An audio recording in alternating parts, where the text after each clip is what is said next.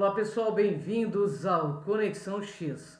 Eu sou Cris de Pascoal e hoje eu vou passar uma mensagem do Zuzren que explica como existem cegos na luz. Sou Zuzren e no vasto caminho que observamos na jornada humana, o conceito de ganhos secundários entre espiritualistas, religiosos, emerge como um paradoxo sutil, uma sombra escondida por trás da luz. Essas conquistas não se referem às conquistas que realmente são significativas para a evolução, mas às gratificações que de maneira velada nutrem a vaidade, o ego ou, pior, ainda sustentam o medo e a resistência à mudança. Aquilo que, em princípio, era a orientação à libertação, muitas vezes se torna uma prisão dourada. Vejam, por exemplo, o caso de um indivíduo que busca pela espiritualidade um refúgio para suas frustrações, solidão ou até mesmo para um senso de identidade. Ele se convence de que está avançando no caminho espiritual, mas secretamente usufrui do prestígio, do reconhecimento e da dependência que outros lhe devotam. Estes são os ganhos secundários, amigos. Em vez de libertar-se das amarras do ego, esse indivíduo alimenta o ego com novos papéis, o de sábio, curador ou mestre. Mas, ao contrário do mestre legítimo, ele passa a nutrir a autocomplacência, isolando-se em um ciclo. Outro exemplo de autocomplacência ocorre quando o espiritualista ou religioso utiliza suas práticas como fuga de suas próprias sombras. Em vez de trabalhar suas fraquezas e medos internos, ele se esconde atrás de um verniz de paz acessível. Com isso há uma autodecepção, uma corrupção interna que o distancia da verdadeira essência de sua busca. E é assim esse self-service espiritualista. É como um barco que navega em círculos, aparentemente estar em movimento, mas na realidade não sai do lugar.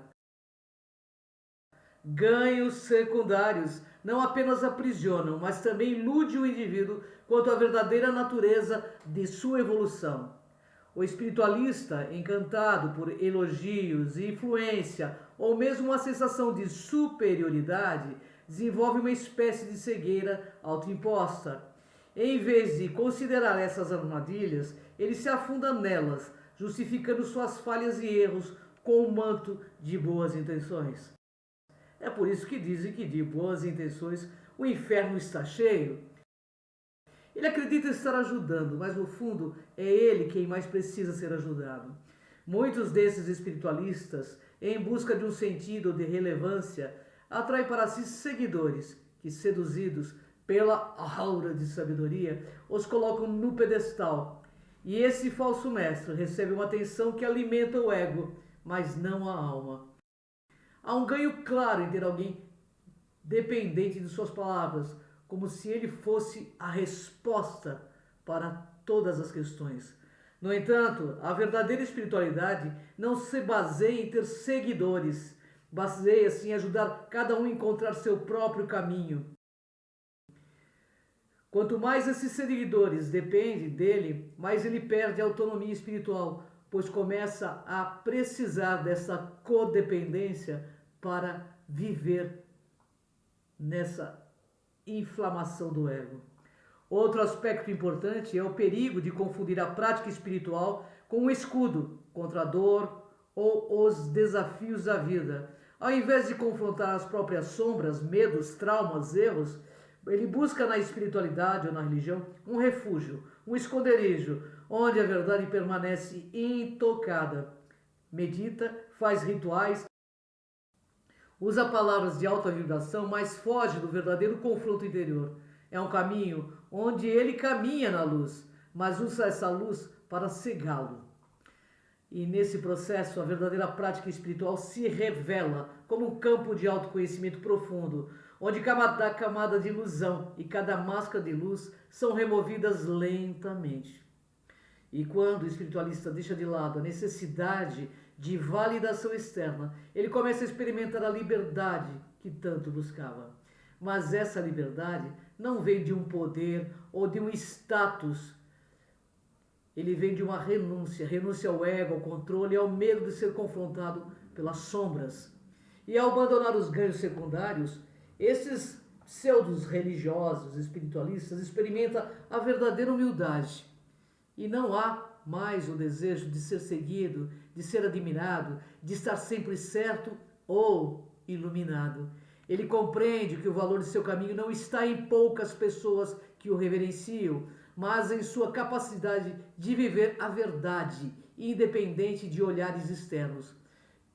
E, paradoxalmente, é essa humildade que permite que a verdadeira luz floresça dentro dele. Ele se torna, então, um exemplo silencioso, uma presença que não precisa de palavras grandiosas, apenas do compromisso firme com a sua própria verdade.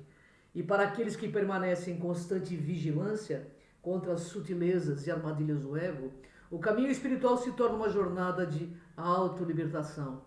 Esses poucos que avançam, renunciando às gratificações superficiais, entendem que a espiritualidade não é um meio de acumular poder, mas de esvaziar-se para se tornar um canal de algo muito maior.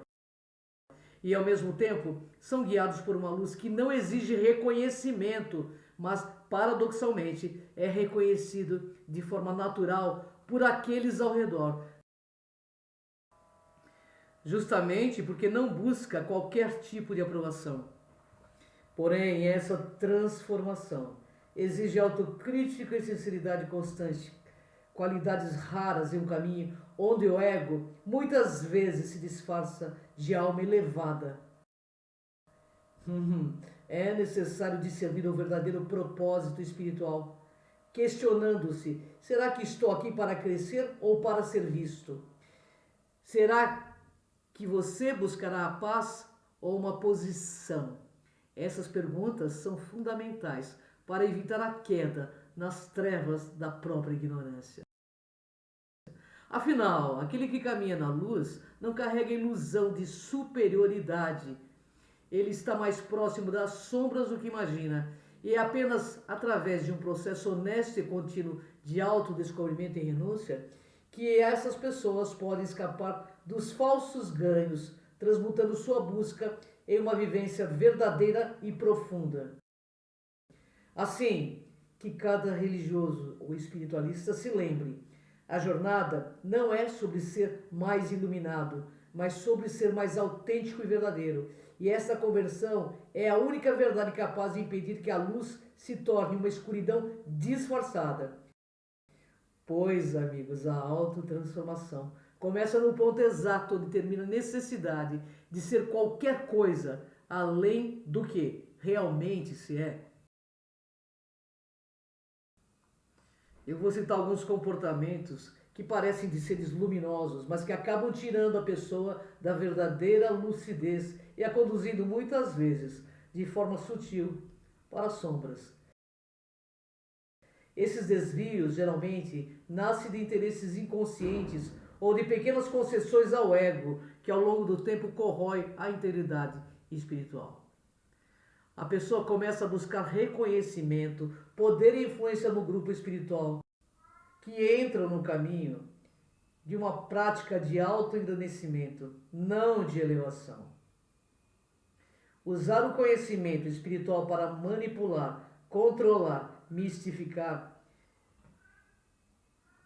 ou conhecimento espiritual para manipular emoções e paixão dos outros, isso pode ocorrer de forma sutil, como fazer variações ou afirmações que colocam medo nas pessoas para que sigam suas orientações, ou de maneira direta, incentivando uma obediência cega com a promessa de proteção ou salvação. E em vez de orientar, o verdadeiro propósito acaba sendo. Buscadores, o caminho espiritual é vasto e cheio de promessas, mas também de armadilhas sutilmente ocultas nas sombras dos egos. Reconheço que o verdadeiro crescimento não é uma busca por reconhecimento, poderes ou status, Não se percam nas ilusões de uma espiritualidade superficial, onde a luz exterior ofusca a verdade interior.